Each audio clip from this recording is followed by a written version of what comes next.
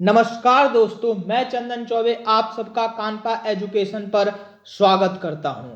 Recently Japan ने वो कर दिखाया है जिसका इंतजार इंडिया, यूएसए और ऑस्ट्रेलिया को था। सेकेंड वर्ल्ड वॉर के बाद जापान ने लगभग अपने वेपन्स को छोड़ ही दिया था, बट अब चाइना, रशिया और नॉर्थ कोरिया को फिर से जवाब देने की तैयारी में जापान भी कूद पड़ा है। जापान ने रिसेंटली अनाउंस किया है अपना नया सिक्योरिटी स्ट्रेटेजी, जिसमें चाइना को अपना सबसे बड़ा स्ट्रेटेजिक चैलेंज बताया है।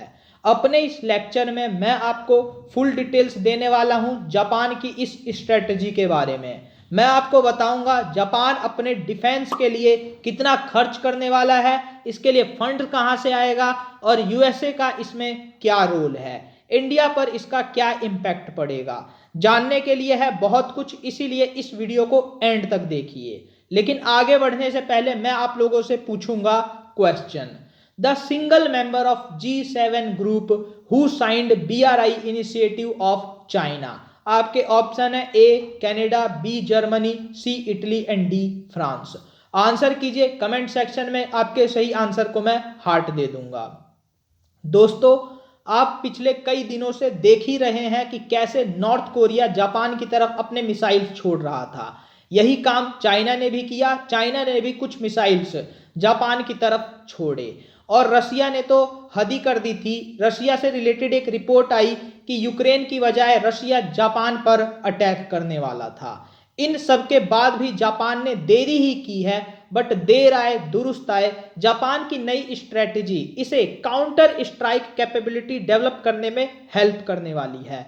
इसके लिए जापान ने पूरे 10 साल का लक्ष्य रखा है। जापान ने नाटो के ही लेवल पर अपनी जीडीपी का 2% अपने डिफेंस पर खर्च करने का निश्चय किया है। जापान 2027 तक $320 बिलियन खर्च करेगा अपने डिफेंस पर। जापान ने अपना एनुअल बजट $73 बिलियन हर साल करने का निश्चय किया है, जो इंडिया से भी ज्यादा होगा और वर्ल्ड में यूएसए और चाइना के बाद तीसरे नंबर पर आ जाएगा डिफेंस स्पेंडिंग के मामले में जापान। इस फंड को कलेक्ट करने के लिए अलग अलग तरीके से जापान के लोगों से ही टैक्स लिया जाएगा। जापान इस स्ट्रेटजी के थ्रू काफी सारे मॉडर्न इक्विपमेंट अपने पास रखने की कोशिश करेगा और इससे यूएसए की काफी ज्यादा कमाई होगी, क्योंकि काफी सारे डिफेंस इक्विपमेंट यूएसए से ही जापान खरीदेगा। इसके अलावा दोस्तों, जापान खुद भी अपने हाइपरसोनिक वेपन्स, ड्रोन्स और मिसाइल्स डेवलप करेगा। साइबर सिक्योरिटी के लिए भी इस स्ट्रेटेजी के अंडर में नया फंड बनाने की अलग से कोशिश की गई है।